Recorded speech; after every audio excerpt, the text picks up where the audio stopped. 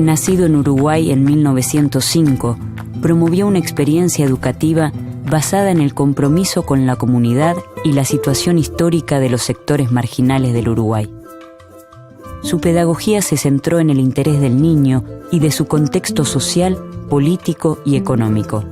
Consideró la expresión creativa un pilar fundamental en el desarrollo de la educación.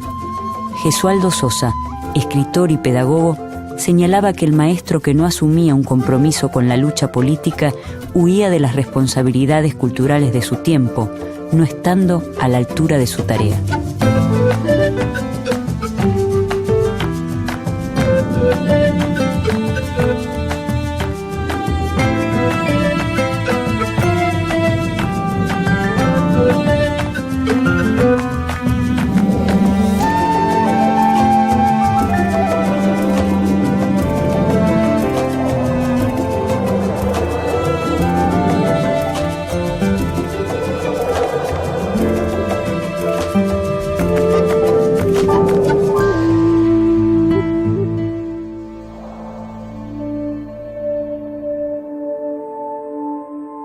El 22 de febrero de 1905, Jesús Aldo Sosa Prieto, conocido como Gesualdo Sosa, nace en Tacuarembó, República Oriental del Uruguay. Hijo de trabajadores rurales, a los 5 años se traslada al pueblo Tranqueras en el departamento de Rivera. Allí realiza sus estudios primarios hasta 5º año, cuando comienza a trabajar. En 1921, ingresa al Instituto Normal de Varones y, 4 años después, culmina sus estudios recibiéndose de maestro. En 1922, obtiene un cargo de maestro en la Escuela número 1 de Montevideo, mientras da sus primeros pasos en el periodismo y en la poesía. Tras reiteradas discusiones con el director de la institución, solicita un traslado y en el año 1928 comienza a desempeñarse como maestro en la Escuela número 56 de Canteras del Riachuelo, departamento de Colonia.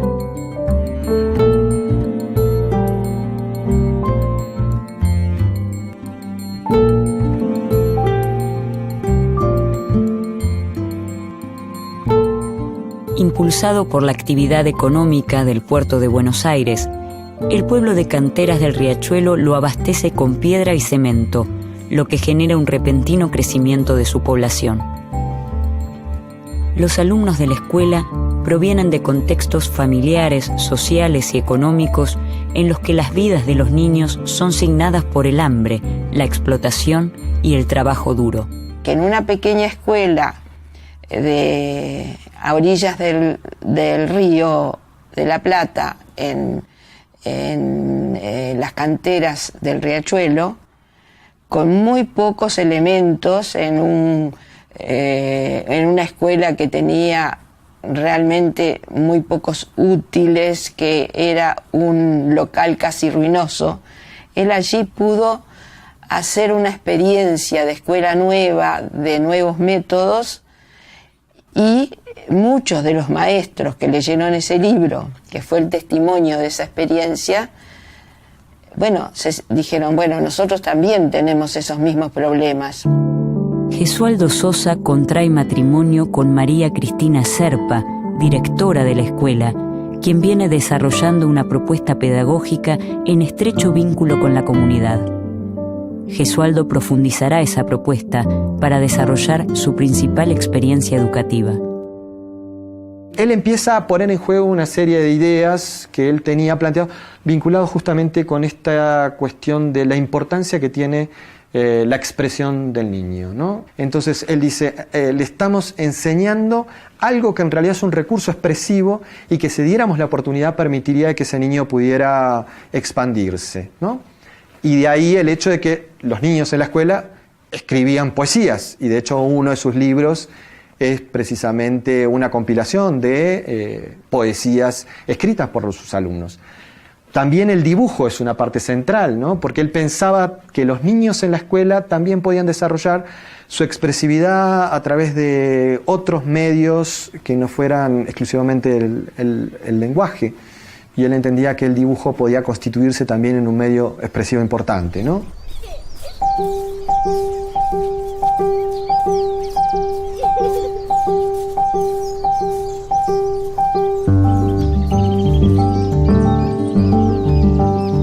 Gesualdo y su compañera María Cristina elaboran un programa de ensayo denominado Programa de Extensión Cultural, que articula la necesidad de dar respuestas a las carencias educativas del medio rural y la importancia otorgada a la expresión creadora del niño.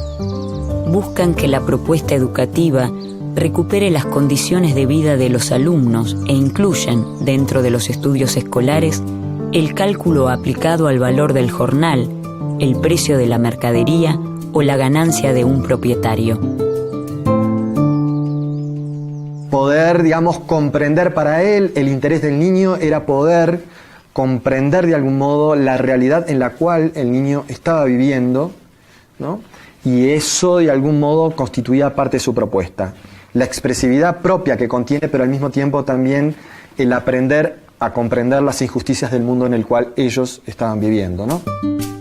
La libertad, la autonomía y el estímulo a la expresión son las banderas que Gesualdo lleva adelante en su propuesta pedagógica, la cual incluye actividades fuera del aula, como campamentos, salidas, jornadas artísticas y exposiciones.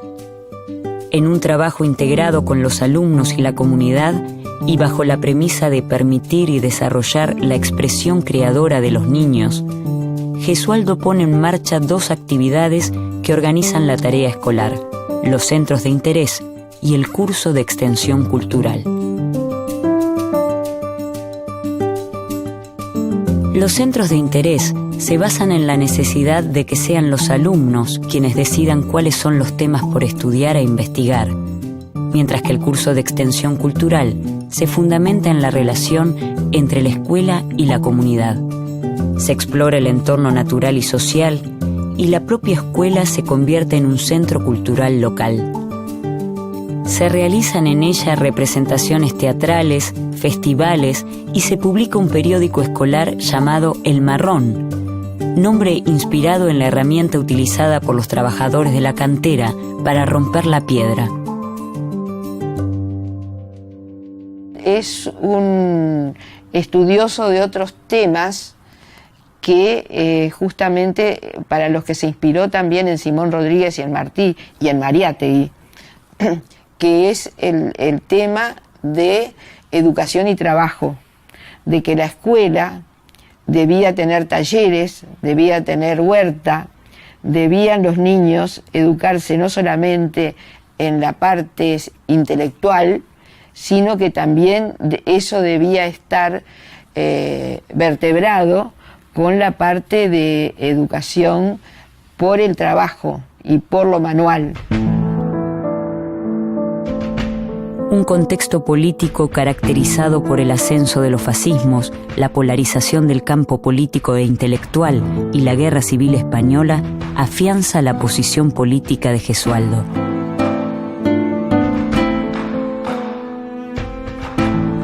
Se afilia al Partido Comunista Uruguayo y mantiene toda su vida una visión afín a las experiencias socialistas de matriz soviética. Gesualdo empezó muy tempranamente su actividad y su militancia social y política por esos problemas que él había encontrado en la escuela, esos problemas sociales y económicos de las familias y de sus niños y de los niños que concurrían a la escuela.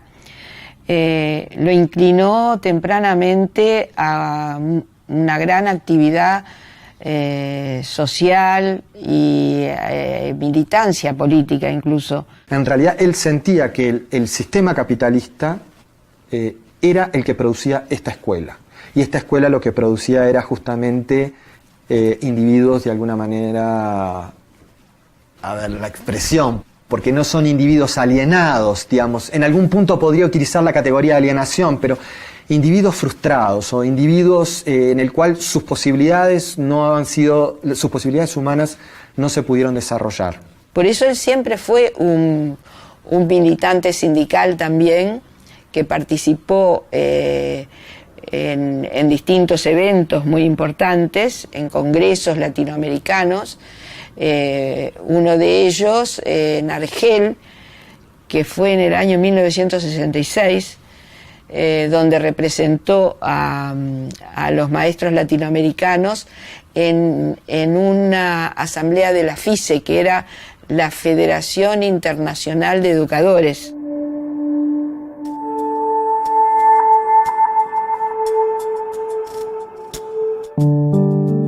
Gesualdo se presenta como una figura típica del romanticismo pedagógico revolucionario, que conduce en soledad una experiencia que luego tendrá gran impacto en el mundo educativo.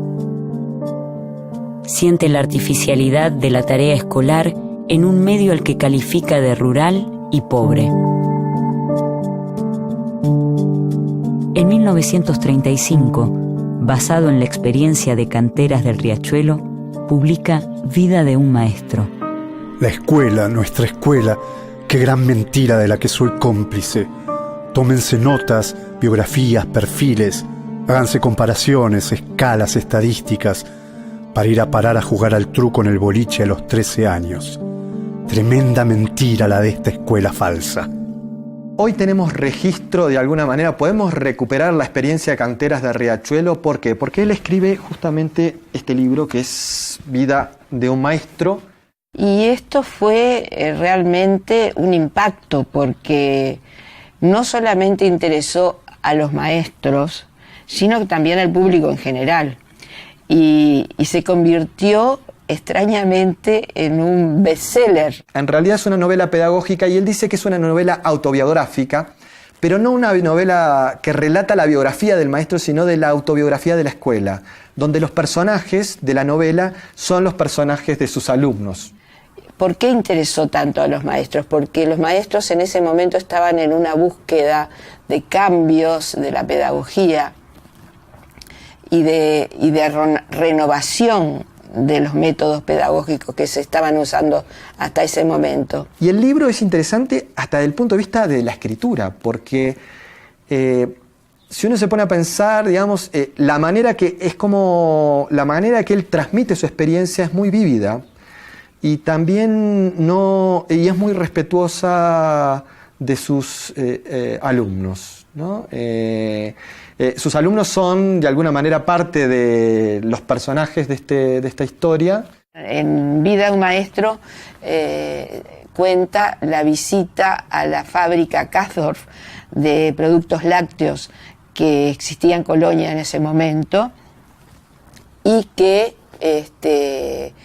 allí los niños no solamente se ocupaban de ver todo el procedimiento de las elaboraciones de productos que hacían, sino, y esto a veces molestaba a algunas personas, los niños iban con preguntas concretas sobre cuánto ganaban, cómo era la legislación laboral, se ocupaban de esos aspectos que también para los niños era una educación muy importante para que después ellos, cuando tuvieran que trabajar, supieran cuáles eran sus derechos. Las fuertes críticas que realiza a través de Vida de un maestro al sistema educativo y social no tardan en tener sus consecuencias. Este ensayo va a tener como repercusiones que no eran del todo las que Gesualdo esperaba, ¿no? Porque, bueno, obviamente que hay, al relatar la vida de los estudiantes, de los alumnos y de las familias, a mucha gente del lugar este libro le cayó muy mal. Y a las inspecciones de primaria en particularmente también.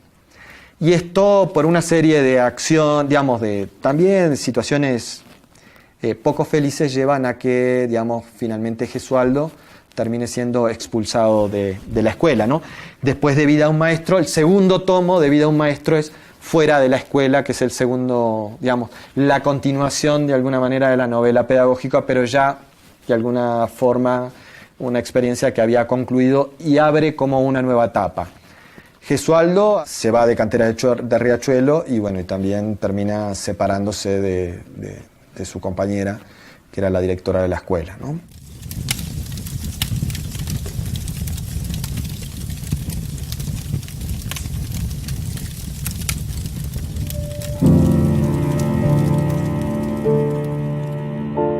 Gesualdo Sosa es censurado por la dictadura de Terra, quien llega a ser presidente constitucional representando al Partido Colorado en 1931 y 2 años después procede a dar un golpe de Estado que lo perpetúa en el poder hasta 1938. A pesar de la censura, el libro no solo agota rápidamente su primera edición publicada en Buenos Aires por la Sociedad de Amigos del Libro Rioplatense, sino que se difunde por todo el mundo de habla hispana. Gesualdo es convocado desde distintos lugares de la Argentina para dar cursos y conferencias. En 1940, la repercusión de su obra lo lleva a México, donde colabora en el proyecto educativo de Lázaro Cárdenas. Y de ese viaje sale un largo reportaje que le hace un periodista mexicano, del cual después Gesualdo escribe un libro sobre la cultura y los problemas de la educación en Latinoamérica. También más adelante lo invita Fidel para participar en la campaña de alfabetización y también organiza la Facultad de Pedagogía de La Habana. Gesualdo toma notoriedad y es convocado para dar cursos en diversos países de América, Europa, Asia y África. En ellos lleva siempre las producciones de sus alumnos como prueba concreta de lo que plantea. El período posterior a la primera publicación de Vida de un maestro se caracteriza por un mayor nivel de maduración y sistematización de sus ideas.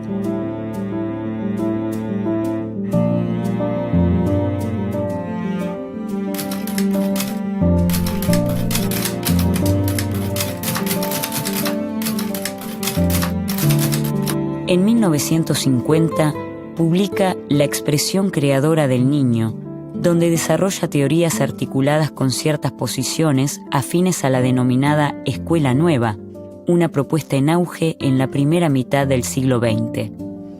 La Escuela Nueva consta de un conjunto de elementos que se oponen a la llamada escuela tradicional, como por ejemplo, la centralidad del alumno en el proceso pedagógico y el rescate de las posibilidades educativas del hacer.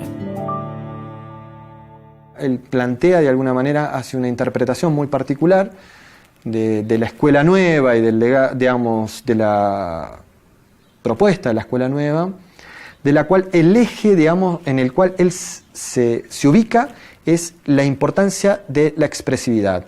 Es desde la expresión que el niño entra en contacto con el mundo y puede apropiarse con el mundo. Entonces dice, la escuela está invirtiendo, ¿no? Los términos. En lugar de generar las condiciones para que el niño pueda expresarse en su lengua materna, en realidad le enseña idioma español. A la ronda de San Miguel, el que se ríe se da el cartel. 1, 2, 3. A través de la publicación La expresión creadora del niño, Gesualdo afirma que no hay ser humano que no sea capaz de lograr una expresión original como forma de traducir sus propias experiencias de vida y de apropiarse de los conocimientos de manera más efectiva y duradera. Según Gesualdo, hay que facilitar que la expresión siga su curso natural de maduración sin represiones para llegar a ser creadora, ya que todos los individuos disponen de una expresión particular que se manifiesta en algún material. La palabra, la línea, el ritmo, la forma, la imagen les deben servir para su comunicación y el desarrollo propio y comunitario. Él profundiza el tema de la despersonalización en el libro La expresión creadora. En esa época, estamos en el año 1950, cuando él publica este libro, no era tan corriente hablar de alienación como después. Pero él incluso menciona la palabra alienación en libros que dejó inéditos. Al niño se le somete a ideas y a concepciones que el niño no es capaz de resolver por sí mismo, de analizar por sí mismo, de dar sus propias ideas con respecto a eso, es decir, desarrollar la expresión creadora que tiene el niño, se le despersonaliza. Eso es lo que él critica fundamentalmente en ese libro a la escuela.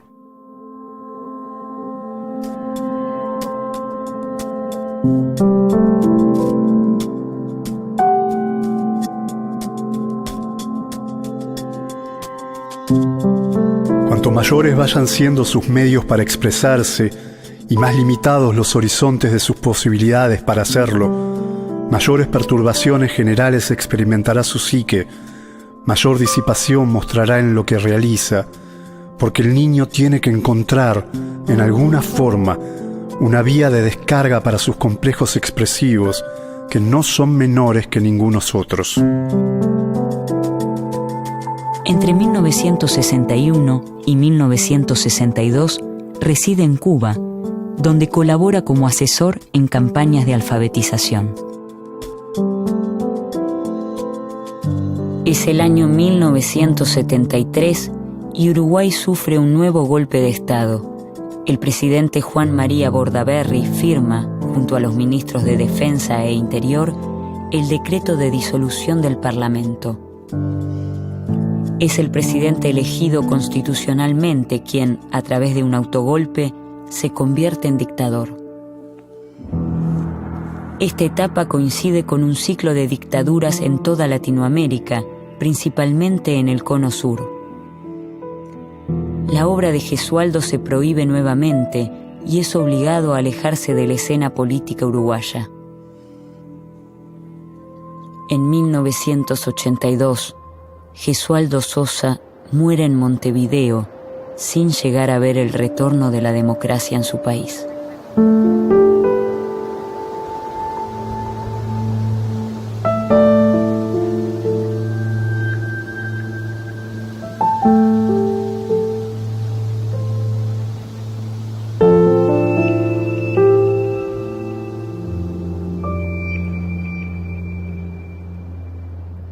Gesualdo, en realidad, uno, si tuviera que definirlo, tiene como muchas facetas.